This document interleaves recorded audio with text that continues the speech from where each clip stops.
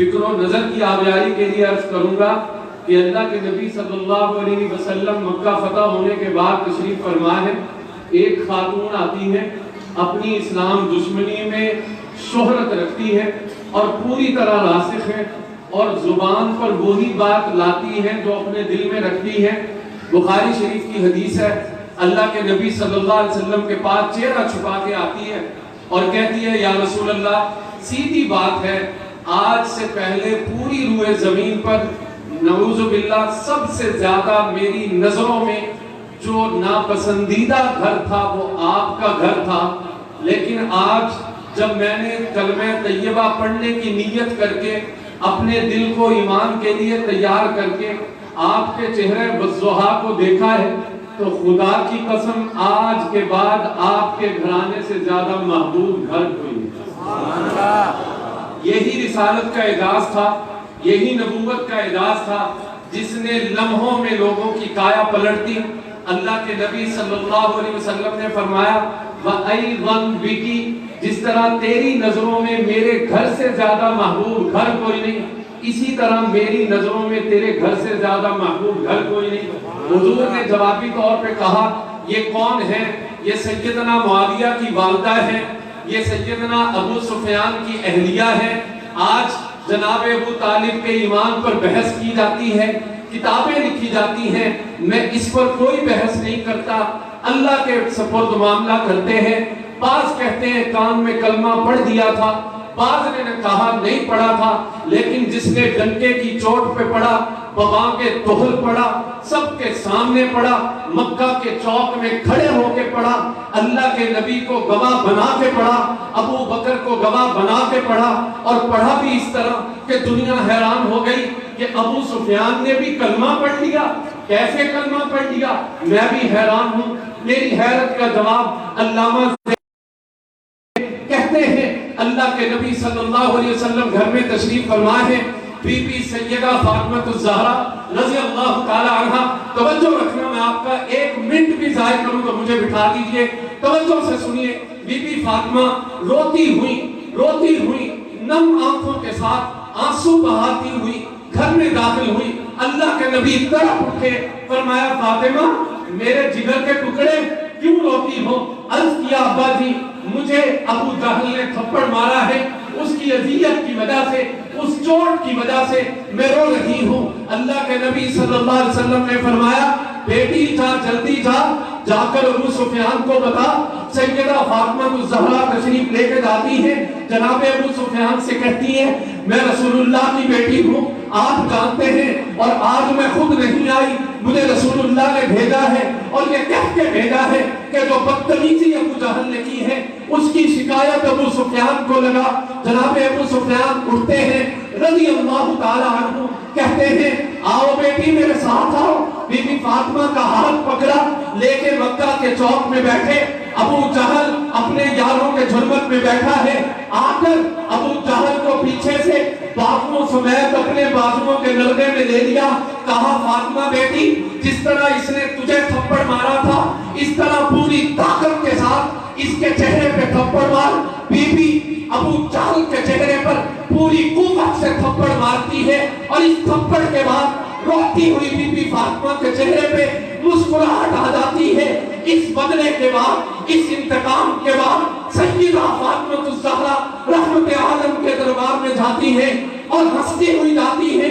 کچھ بہت دیر پہلے رونے والی فاطمہ اب ہنستی ہوئی دیکھ کر اللہ کے نبی نے دستے دعا بلند کر دیا اور نبی کے اٹھے ہوئے دستے دعا نے میری حیرت کو دور کر دیا کہ 23 سال رسول اللہ کی مخالفت میں جنگیں لڑنے والا، پروپیگنڈا کرنے والا، حضور کے خلاف جنگ احد میں، جنگ خندق میں قدم قدم گرم کرنے والا، آج وہ پتھر موم کیسے ہو گیا؟ رسول اللہ کی دعا نے میرے سوال کا جواب دے دیا.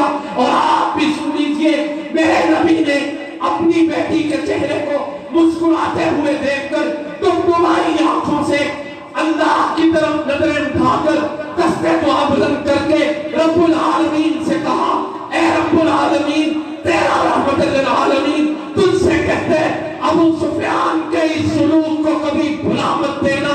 अल्लामा ज़हनी कहते हैं सारी दुनिया आगाह हो जाए, नबी के उठे हुए दुआ ने, नबी के उठे हुए दस्ते दुआ ने, ज़हरा के चेहरे पे आई हुई मुस्कान ने, अबू जहल के चेहरे पे पड़े हुए पत्थर ने, अबू सुफियान के मुकद्दर का फैसला। नहीं, समझ लीजिए, मैं भी इस मूड में नहीं हूं ज्यादा वक्त लूं, लेकिन आपको सुनना पड़ेगा। मैं हैरान हूं, अल्लाह के नबी मक्का फतह होने के बाद तशरीफ लाए, हुजूर जनाब मोहतरम हाफिज अल्लाह साहब, ये कदम कदम हमारे रफीक हैं अल्हम्दुलिल्लाह, और दुआ कीजिए हमारी वफात भी सलामत रहे। हुजूर फतह मक्का के बाद तशरीफ फरमाए, तशरीफ लाए मक्का में, हुजूर ने फरमाया जो बैतुल्लाह में चला जाए अमन है, बैतुल्लाह में जाए अल्लाह का घर है। अगला ऐलान सुनिए, हुजूर ने फरमाया मन दखल दार अबी सुफियान फहुवा आमिन। हम हैरान हुए, वो अबू सुफियान जो 13 साल तक जंग की भट्टी में ईंधन झोंकता रहा, आज रहमत आलम ने उसके घर को पनाहगाह क्यों करार दे दिया कि जो भी अबू सुफियान के घर में चला जाए उसे अमन है। इस हैरत को भी सीरत निगारों ने दूर किया, हमारे काफिर ने दूर किया। फरमाया जब भी मक्का के जुहला, जब भी मक्का के बदमाश रसूलुल्लाह को सताते, रसूलुल्लाह पर पथराव करते, रसूलुल्लाह तूफान बदतमीजी बर्पा करते, ऐसा एक बार नहीं बार बार हुआ कि अल्लाह के नबी ने अबू सुफियान के घर में पनाह दी।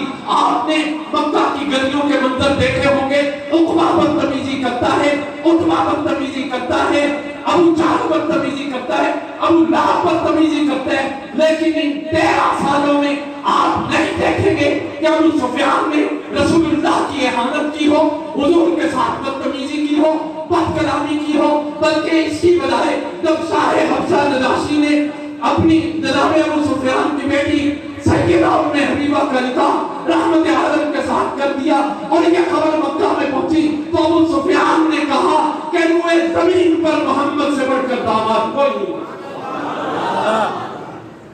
हरकत के दरबार का मंजर नहीं दिखा, हरकत के दरमियान में, हरकत के दरबार में बावजूद मुखालफत के, बावजूद अदावत के, बावजूद दुश्मनी के जनाब अबू सुफियान रहमत आलम के औसाफ किस साफ गोली से बयान करते हुए नजर आते हैं।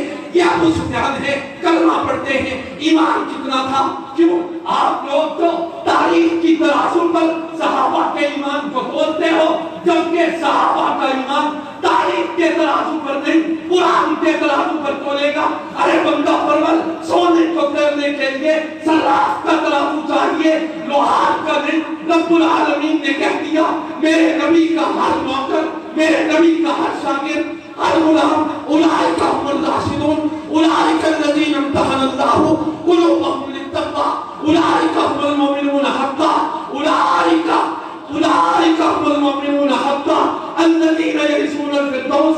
मेरे रब ने कह दिया अस्साबिकूनल अव्वलून मिनल मुहाजिरीन वल अंसार वल्लज़ीना तबअहुम बिइहसान रज़ियल्लाहु अन्हुम व रज़ू अन्हु। जब रब ने कह दिया आज कोई चूड़ा चमार तारीख की सहाबा को तोड़ने की कोशिश करे तो मैं कहूंगा जा पहले अपने डीएनए करा, पहले अपने बाप का नाम और पता बता, फिर सहाबा की बात करो।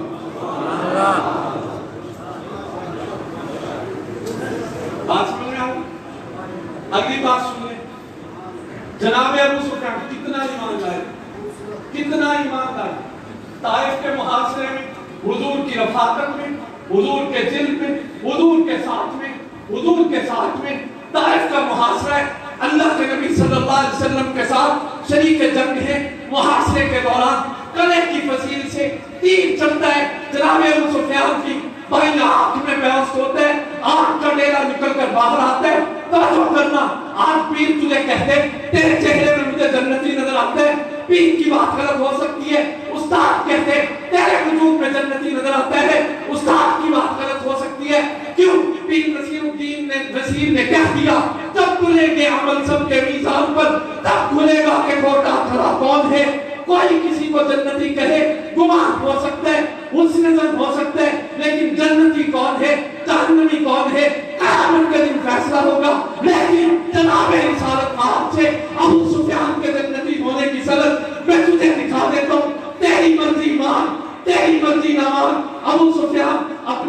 ہتھیلی پر اپنی آنکھ رکھ کے آئے، اللہ کے نبی تیر لگا ہے، میری آنکھ چلی گئی ہے، اے ابو بکر کی دکھتی ہوئی ایڑی پر لعاب لگا کر شفا بخشنے والے، اے دکھتی ہوئی علی کی آنکھ پر لعاب لگا کر اسے شفا یاب کرنے والے، اے حسن و حسین کی دہتی ہوئی پیاس کو اپنے لعاب دہن سے بجھانے والے، اے وہ کہ جس کے لعاب دہن کا ایک چھینٹا کڑوے پانی کے کنویں کو شہد سے زیادہ میٹھا کر دے، ابو سفیان بھی اپنی آنکھ ہتھیلی پہ لے کے آیا ہے، اس لیے کہ ابو سفیان یہ بات وہ اول سے جانتا ہے کہ خدا کسے نے بھی موڑ دے وے تیری نہیں موڑتا۔ اللہ اب آئیے حضور نے فرمایا ابو سفیان